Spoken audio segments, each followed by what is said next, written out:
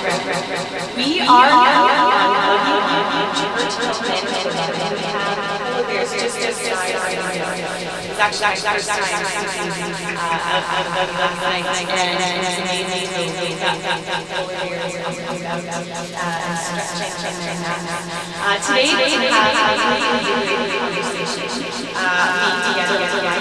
my name is Jessica and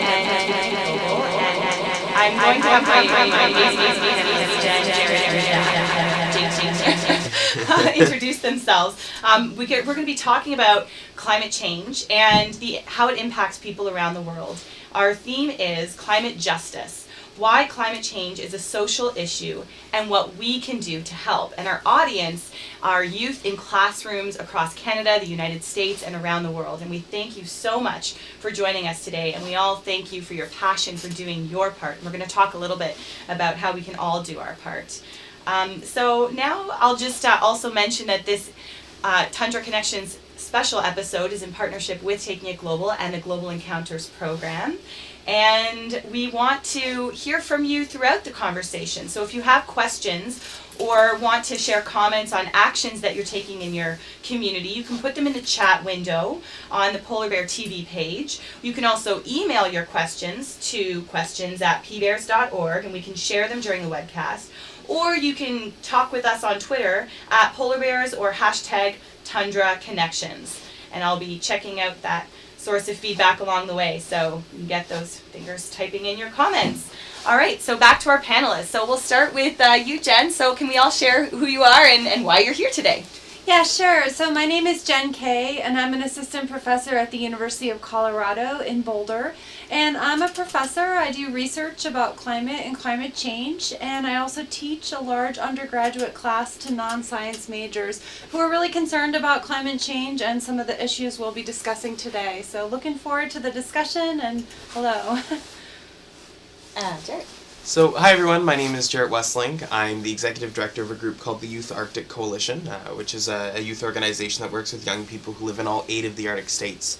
I'm also a student at the University of Ottawa, and so I'm here to talk a little bit about what young people are doing in and about climate change and trying to figure out what our role is in the future of our planet. Thanks for being here, Gerrit. How about you, Jack? Yeah, thanks. Good morning. My name is Jack Omelak. I currently serve as the executive director of the Alaskan Commission, which is a co-management agency in Alaska tasked with managing the 2 U.S. polar bear populations. Thank you. So it's incredible. We have a professor, we have a student, and we have an expert on polar bear management, and have me, an entrepreneur. So let's dig into this. We'll talk first a little bit about what climate justice is. But before we go into that, we'd like to back up a bit and just have a better understanding of what climate change is and how we know that carbon dioxide increase in the atmosphere is due to the burning of fossil fuels. So Jen, can you give us a bit of an overview? Sure, and this is a big topic, so I'll just start with some basics. So our planet is warming right now. If you take the global mean temperature and look at how it's changed on climate timescales, that means, 30 plus years, many years, you'll see warming, and that rate of warming is really what concerns us, because it's really a rate of warming that's pretty fast. That warming is due to increased greenhouse gases in our atmosphere. And one of the big problems or big issues here is the increase in CO2, carbon dioxide. And BJ just has up here the direct observations of CO2 in our atmosphere from the Mauna Loa Observatory. And you can see right now we're getting in on 400 parts per million, and that's an increase from about 310 parts per million in the late 1950s. So a question that I often get asked is, okay, sure, CO2 is going up, but it's not us. CO2 goes up and down. There's volcanoes, there's other things. So Gerrit and I, we're gonna make use of our whiteboard and talk a little bit about carbon. So carbon comes in many different flavors. So, it's still the same element, but it can have a different number of neutrons. And by looking at the number of neutrons in the carbon, you have a little bit of an idea of what the source of that carbon is. So let's talk about the 3 flavors of carbon. So we have carbon 12, carbon 13, and carbon 14. So, carbon 12. Carbon 12 comes from plants in the atmosphere. So basically, when there are plants in the environment, they like carbon-12, the lightweight, more than they like the other forms of carbon. So they preferentially put that in the carbon that's a part of them. So when we burn old plants, which is basically what we're doing when we're burning fossil fuels, we'll see that signature in the carbon in the atmosphere. We also see some other signatures in the atmosphere. I don't know how many of you guys knew this, but when you burn fossil fuels, you actually require oxygen. That's a part of the burning process. So if we measure in the atmosphere, we also see that oxygen is going down. So these are a couple of the direct signatures in the atmosphere that indicate we're burning fossil fuels. So we don't see an increase in carbon-13, which is preferentially in volcanoes. So Gerrit might draw us a picture of a volcano. We got a lot of artwork going on here to try to communicate a little bit. But basically, volcanoes do emit CO2, but the source from volcanoes is 50 to 100 times smaller than the source coming from the fossil fuels. So if sorry Gerrit, this is not what's going on in the atmosphere. And then finally, carbon-14. Carbon-14 is actually radioactive. It decays to become nitrogen-14. And that decay process happens on tens of thousands of years. And so you're just not going to see any carbon-14 either in volcanoes or in fossil fuels. It just has all decayed away since then. So some really direct evidence in the atmosphere for why we know that increased carbon dioxide is coming from our burning of fossil fuels. Thank you so much, Jen. And can you highlight examples of, in terms of burning fossil fuels, how does that manifest in everyday life for people? Like, how are we burning fossil fuels in our everyday life? Yeah, so, I mean, people get their energy from different sources. So some get from hydropower, but many get it from, coal burning, fossil fuels. That's, when you plug in your smartphone or whatever, or if you drive your car, you're burning petroleum.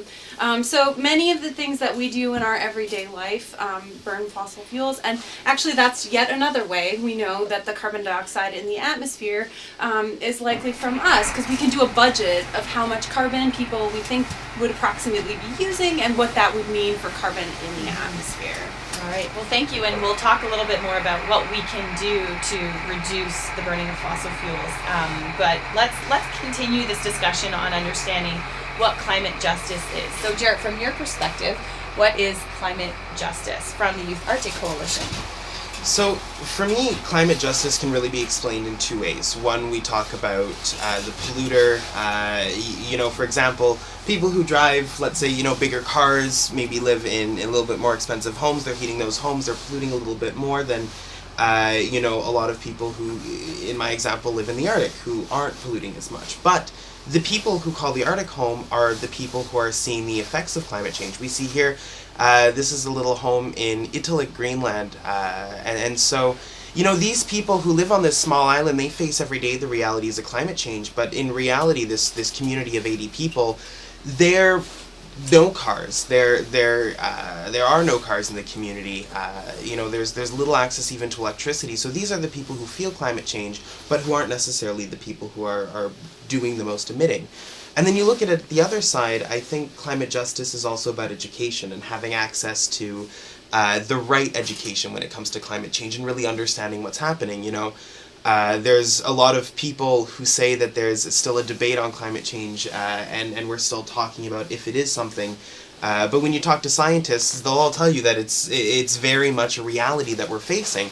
And so when we're getting misinformed, I don't believe that's fair. And so that fits into what is climate justice. Mm-hmm. Access to information is something that's so important, and I think it's really great to highlight that organizations like Polar Bears International have a lot of resources on their website. Are there any other places that you might recommend people go to access more information on climate change, to either of you? I think for me, it's when you're doing your own research, it's to take everything with a little bit of a pinch of salt and to think about it from your own perspective and from your own experiences and from things that you've heard about in the past, and just not to take everything that you get at, I guess, face value, to think about it a little more and for you to come to your own conclusions. So you're talking more not just the information source, but actually critical thinking skills. Exactly, exactly. Okay. Yeah, and know who's talking. You know, if you're talking to someone who spent, 20 years of their life studying climate, like they may have, a perspective on that that's somewhat different than someone maybe who has something to gain from climate change not being real. So I think you have to think about who it is and what their motives are for communicating what they're communicating. All right, Jeff, we're going to turn... Jeff, I just made up someone who's not on the buggy with us today. But Jeff, you're watching probably back at the PBI house. Jack, we're going to turn it over to you now. How do you think about climate justice from the perspective of Indigenous peoples? Well, as you can tell, we've got a pretty specialized and smart team assembled here. I think one of the things that's important is there needs to be the distinction between the discourse of climate change or the analytical frameworks of climate change and sort of the immediate physical impacts of climate change on people in the Arctic. So the discourse of climate change has both advantages and disadvantages to policymakers and of course the people living in the Arctic. Climate change provides an avenue now for Indigenous people to address issues and concerns that they've had for decades. And now with the hot topic that climate change has become, it allows us an avenue to integrate some of our concerns within the discourse of climate change. But it also has drawbacks. There are some disadvantages, some of which I'm dealing with on a daily basis as a policymaker, both domestic and internationally. So one of the disadvantages is we have this increased global focus on life for Indigenous residents of the Arctic, which at times could, has led to increased discrimination because of the lack of understanding of sort of unique lifestyles many Arctic rural residents live within. Just to add to the conversation on perspectives from Indigenous people, I spent time last week in Arvit, and we're working on a project. We're going to get to hear more about it if you join us for the webcast tomorrow. We're asking young people, young Inuit youth living in Nunavut, to reflect on climate change in their backyard. And here's some of the photos from images, artwork created by youth. And a huge theme that came up is just the right to continue living off the land and being very connected with the natural environment. So I enjoyed my first caribou, raw caribou that was hunted just days before, and just the right to live off the land is certainly a perspective that was shared with me from the perspective of Indigenous peoples.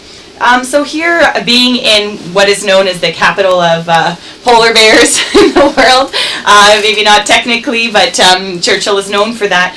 Let's think about the perspective of climate justice from polar bears. So we can't speak for the polar bears officially, but here with Polar Bears International, we're very connected to polar bears. So Jen, can you talk to us about what climate justice looks like, maybe from the perspective of polar bears? Yeah, so the polar bear we have right outside our buggy right now is a part of a population of polar bears that's really been adversely affected by reductions in Arctic sea ice extent. And those reductions in Arctic sea ice extent, of course, there's natural fluctuations that go up and down, but we can't explain the reductions in Arctic sea ice extent with natural variability or natural forcing alone. So those polar bears are actually a part of a much bigger food chain, of course. They're often the iconic symbol, but below them there's seals, there's Arctic cod, all the way down to the algae. And so when you think about polar bears and you think about what is happening to them, they're spending more time on land, less time hunting seals, and there's repercussions all the way down the Arctic food chain, to the extent that maybe even killer whales will come in and take over as the top predator in the Arctic. So some big changes. And from a justice perspective, these guys had nothing to do with why their environment is changing. And that's the whole natural world. We're changing things in lots of ways, and we have a big influence on the planet right now. And so I think there's some injustice there in the sense that we're kind of destroying some of their habitat, and they have no part in that's on us. Mm-hmm. And I really like the point about how the polar bears are so interconnected with the entire ecosystem. There is a question that has come in. Why has the polar bear become the poster child for wildlife in the Arctic affected by climate change, as opposed to other Arctic species? For example, the wolf, the fox, the beluga whale. And I invite any of you to comment on that. Jack, I don't know if you wanted to go first. Yeah, thanks for the question. So an analogy to use is that polar bears have now become what whales were in the 70s and 80s, the global poster child for conservation, environmental justice, and those sorts of things. You know, I've been thinking about this for quite some time, and it's really because the fascination with polar bears. They're the apex species, the top predator in the Arctic. Population numbers aren't what wolves or foxes may be, and it's likely because of their integration into a very dynamic and very complex food web.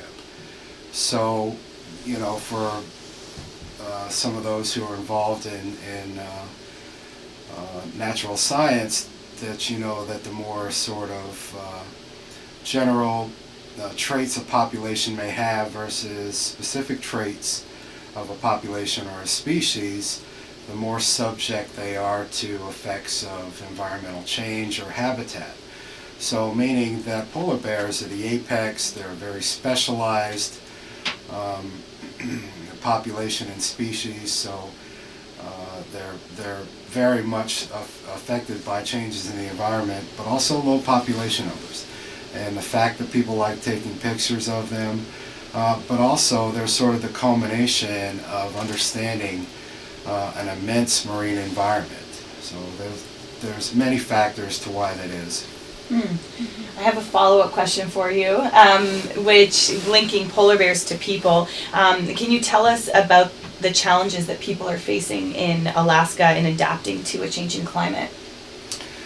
Yeah, so as I mentioned earlier, we could talk about this in a theoretical or what's been called a meta perspective. And so we've been talking about this the last couple of days. And I guess an accurate way to talk about the challenges that people of the Arctic, and not just Alaska, but rural or indigenous peoples of the Arctic are facing, is they're struggling to deal with the physical and immediate impacts of a changing climate that have occurred over the last 15 and 20 years. Native people have been saying that they've observed negative and positive changes in their immediate environments. And as I alluded to earlier, until sort of the global community got into the discussion, those concerns weren't necessarily validated. And what I'm getting at is these changes are occurring and have pretty intensively over the last 20 years. And the difficulty is that many underrepresented or indigenous groups of the Arctic aren't able to adapt at the pace of a changing climate. And now that's not sort of doomsday discourse. What I'm really saying is that these rural groups have not had the ability to catch up to the social and environmental changes that have occurred over the last 75 years, let alone over the last 20 years. So we're talking about this concept of adaptation, and in our earlier chat we talked about how it's a big term actually that's used, and there's different ways of understanding adaptation of people and the environments. Jen, can you talk to us a little bit about what adaptation means from your perspective, and also just the pace of climate change and how it relates to adaptation? Sure. So When I teach about climate change and what we're going to do about it, that's a very small part of my class, but I make a really big distinction between adaptation and mitigation. So adaptation is sort of acknowledging that change is going to happen and preparing for it. And by being ready for it, or being able to be flexible in how you're doing things, you are less vulnerable, and it increases the resiliency of a community. So an example might be, in New York City, when it got hit by Hurricane Sandy, there were some issues about where they were storing the subway cars. And some of those subway cars were stored actually below sea level, which was like a really stupid place to store them, right? Like put them above sea level so that when you have a big hurricane happen, you don't have to worry about the flooding of your cars. So that simple decision to change where you're storing the cars that are a part of the New York subway system is an example of adaptation. It's preparing for something, and as a result, having less catastrophic impacts in the end. Mitigation is different. Mitigation is actually saying collectively, we're going to reduce greenhouse gases. And if we think about what the future climate change is going to be, there's different pathways. Of course, figuring out what happens in the future is hard. I see BJ brought up this, our choice equals future emissions. The largest uncertainty in how the climate system will change over this century is what we do about greenhouse gas emissions. So adaptation is an important part of the discussion because we're committed to a certain amount of warming already. But what we experience in the future is actually part of our control if we reduce greenhouse gases in the atmosphere. So hopefully that helps. Thank you. Gerrit, let's go back to you. So what does climate justice mean when it comes to adaptation for different communities and species around the world? To answer this question, I'll talk a little bit about my experiences 2 years ago. I had the chance to go with the Youth Arctic Coalition to the COP19 in Warsaw, Poland, and that year what they were really talking about was loss and damage. So talking about how do we, as a world come together to adapt to the changes that's happening in the climate. And so when we're talking about climate justice, especially when we're talking about adaptation in that sense, we're talking about regions of the world who, again, like I said earlier, weren't necessarily the emitters, but they are the people who are on the forefront of needing to make adjustments in their lives in regards to climate change. And so, for example, and this isn't an example in the Arctic, but one of the examples that kept coming up at this conference was the small island states in the South Pacific. And so these regions of the world which, A, were not the polluters that have caused the issue, and B, don't necessarily have the resources as a state to make those adaptations, all of a sudden have to do that. Mm-hmm. And so where is the justice in that?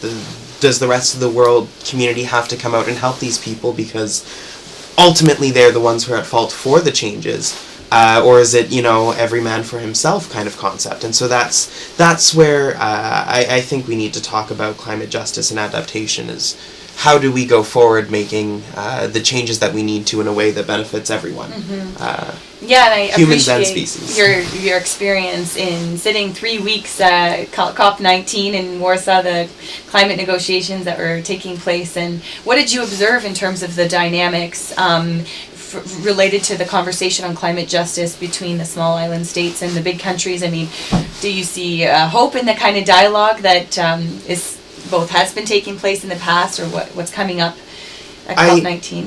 COP21. COP21, Sorry, yeah. coming up. So it was really interesting to see what was happening at this COP conference, and one of the realities is at the UNFCCC. Oh wait, sorry, acronyms. Yes. So the United Nations Framework Convention on Climate Change has a gathering, a meeting called Conference of Parties. The one coming up in Paris is called COP21, and these meetings have been taking place with leaders, representatives from, is it 193? The 193 countries, but then there's also civil society groups like nonprofit organizations or other groups representing voices from communities, and then there's also the private sector or business. So this is the acronym of COP21. So at COP19, when we were talking about trying to figure out what we're going to do in the world in regards to adaptation, one of the things that was happening in these conferences, when we want to come to an agreement, all 193 countries need to come to a consensus, which is extremely hard to do. So one of the little rules of thumb of the conference, I guess you could say, is that it's consensus of who's in the room. So a lot of the bigger countries would have the discussion going on into the night, where the small island states who only have 1 or 2 representatives, a person can only do so much, and that person needed to go to sleep. And so when the small island states weren't in the room and they weren't a part of the discussion, that's when the decision was made in regards to how much funding and in what framework is the money going to come for this adaptation. Mm-hmm. So again, is that fair? I don't believe so. Mm-hmm. But again, we're going into COP21 right now, and a lot of the countries we've seen over the past few months have been taking the conversation more seriously, and have been wanting to make, or have been talking about making meaningful change. So I hope it's going in the right direction. As of right now, Norway is the only country that has put adaptation in its COP21 plan, but I really do hope that the conversation will come back up in Paris, and that we'll be able to reach a more just solution for some of these issues. So a huge theme of our conversation today is what you can do to help, and it's highlighting the voices of youth. I would like to share a small story with you. When I was a university student and I had founded this organization, taking it global, our mandate, empowering youth to understand and act on global challenges, I was involved in a UN process. It was the World Summit on the Information Society. And there were all these negotiations going on, and we were trying to get our voice heard. And I just want to give a big shout out to Fiji, because the negotiator from Fiji was the first government to represent our youth paragraph that was eventually adopted by Canada and the European Union, and then agreed upon by everyone else. You need countries to champion your idea. And it was a very powerful experience for us as young people coming together across many different countries, and then basically asking the big countries and the small countries to come together. And this is an experience in my own lifetime that has given me hope, and I think there are many reasons for hope. And I just wanted to say that young people and the voice of young people is so powerful, both in the local community as well as national and international perspectives. And the actions that we take are also really important. So before we go into actions to youth, I would like to give a little shout out, actually, because there are many projects going on, current project polar bear teams. So if we can bring up a slide, I'm going to share first names, and you'll see in full detail. Shout out to Carla, Nicolette, Durgesh, Evelyn, Connie, Carolyn, Megan, and Holly, all involved in Project Polar Bear teams. It's really inspiring to see how young people are making a difference, both as individuals, but also with groups of people. And I think there's that famous quote that a small number of people, you think a small number of people can't change the world, but in fact it's often the only thing that ever has. Margaret Mead, I know I haven't got it exactly right. So I'd like to come back to this conversation about the international community and open it up to the panel. I might have you go first, Jack. Do you feel like Indigenous knowledge is valued in the international community? Well, to an extent. And what I'm getting at here is that most people readily acknowledge that integrating local or indigenous knowledge into resource management is absolutely crucial. And one of the analogies I like to use is the movie Batman, where Heath Ledger is playing the Joker. And the Joker says, "I'm like a dog chasing a car. I wouldn't know what to do with it if I ever caught it."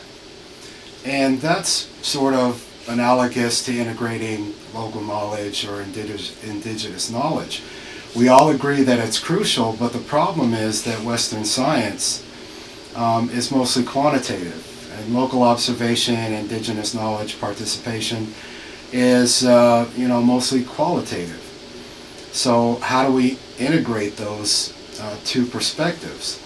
And so at least in resource management, the way that you address that, what's called uncertainty, is that you have variances, tolerances, or you use formulas that are very conservative.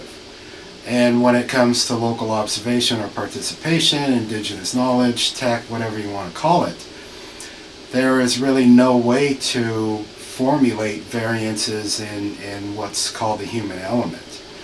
And so there's a lot of room. That's a question that is still asked, and we are still not hearing of sort of, I guess, ways to integrate those two things. So that's a challenge, but something that I look forward to working on, for the rest of my career. It's something that I'm very passionate about, and I would be really more than happy to see a question come in from online about others who are thinking about these sort of theoretical perspectives like that. I don't anticipate that will happen because surely you've got much more important things to do with your life. One thing that you kind of highlighted through your remarks is that tension between the Indigenous perspectives and then the scientific community, and sometimes through political discourse they get positioned against each other. And I'm just wondering, from your perspective as a scientist, what do you see as that tension between Indigenous knowledge and knowledge created from the scientific community? So not to deflect, but I don't think that's where our biggest issues lie in Right. terms of tension. I think that we as scientists have a lot more tension with policymakers Yeah. in general. We provide a lot of information that's policy relevant, not policy prescriptive, and we see very little action. And, we're becoming increasingly concerned about what's going to happen to greenhouse gases. So I think that those communities, the scientific community and the Indigenous community are kind of in that way unified. We're both worried about this, and we don't see policy action on it. And that comes at a much higher level. So there's a lot of tensions and a lot of issues out there, and that's just a perspective that I have, from talking with Jack last night a little bit about concerns. Yeah, I agree. So some of my background was in natural science, and of course natural science strives to be objective and with repeatable results. But I also have a background in anthropology and understanding of social conditions. And so part of the problem is, when I develop projects to inform polar bear management, one of the strategies I used early on was writing reports and coming up with conclusions that were objective. And it was unfortunate when we passed those off to our federal partners because they were not sort of concluded in I guess, formulas or conclusions that were sort of quantitative. Our federal partners didn't know how to integrate that information. So she's absolutely right that more often than not, the Indigenous communities, we have nothing to hide because we see what's out there, and we think that objective science will ultimately prove us right or wrong. Most times it's right, but the disconnect happens between the science and the policymaker level. Well, so that's an interesting point about the disconnect. Did you want to add anything there? No, I think Okay. they hit it right on the nail. I'd like to share just a few things that I observed, especially from my time up in Nunavut, to where primarily the Indigenous peoples are Inuit, and just the spirit of observation that people have, the ability for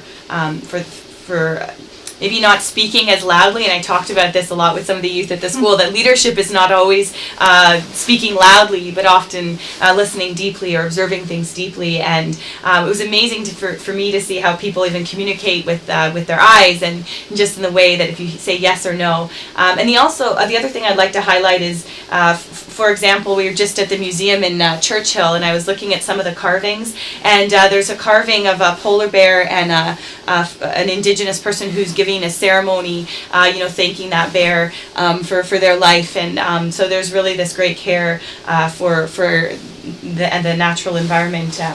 So what I'd like to do, there's a few questions here.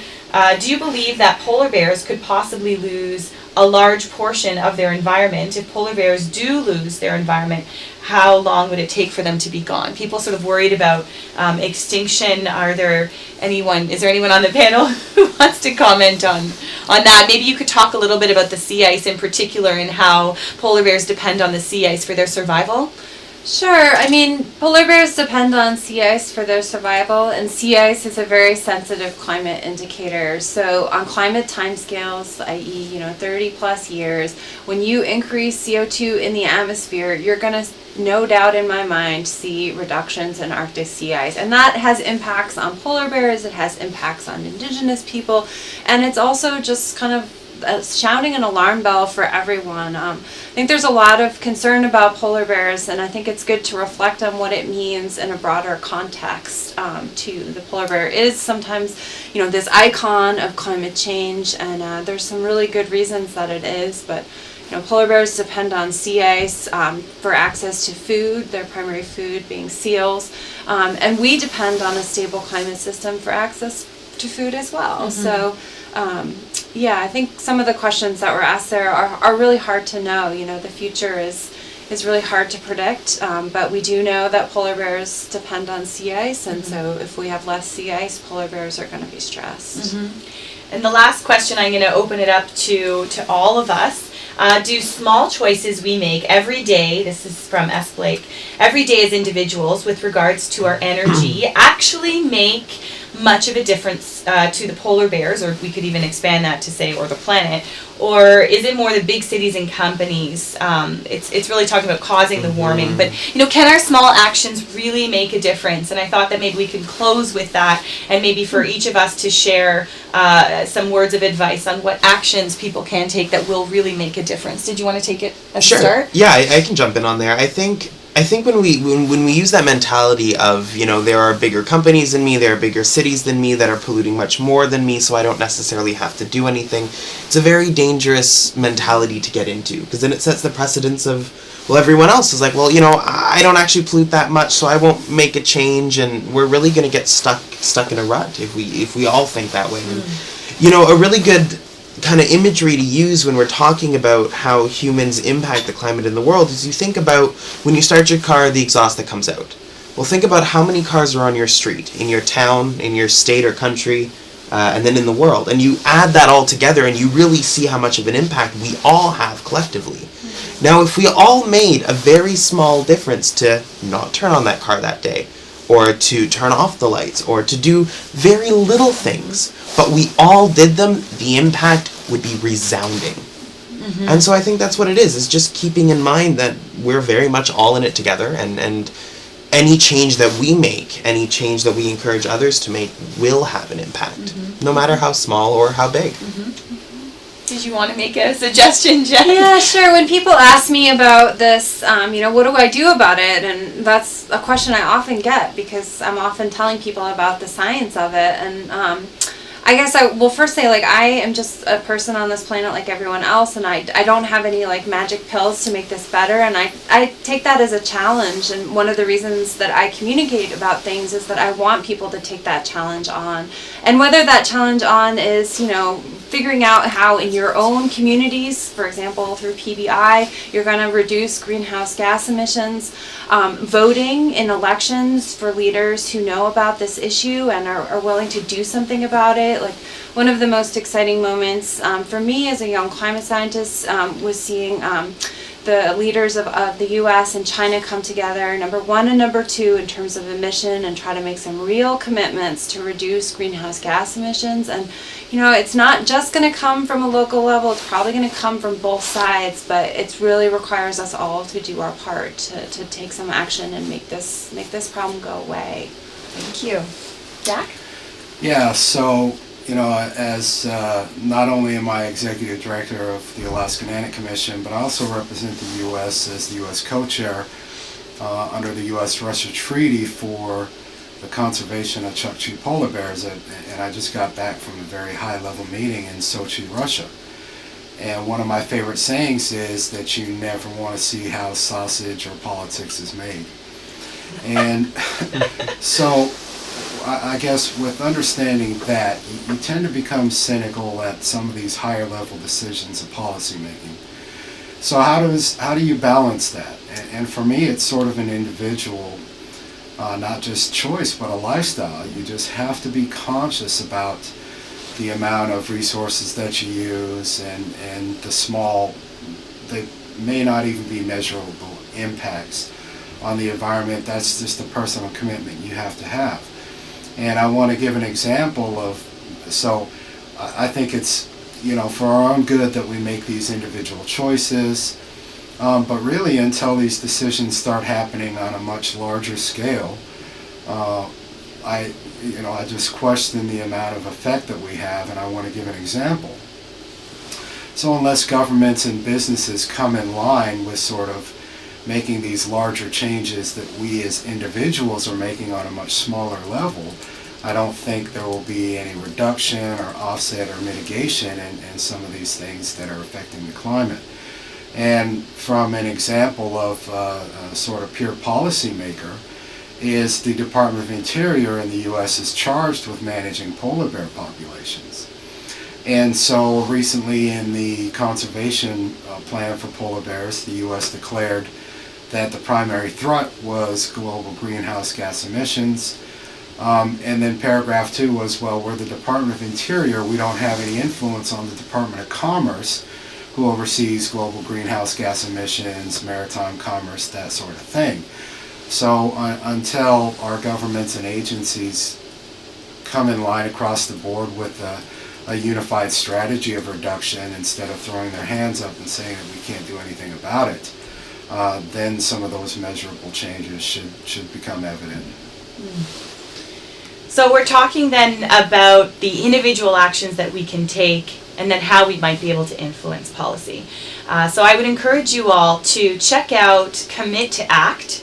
It's an app, and there are a whole set of actions that you can take to reduce your own carbon emissions, and they're organized into a few different category areas. So food, and thinking about how the food you eat, how many emissions is that giving off? Water, thinking about using a reusable water bottle, for example, instead of throwing away a lot of plastic. Waste, and so more broadly thinking about how much waste you produce, how many things do you throw out. Transportation, how do you get to where you want to go?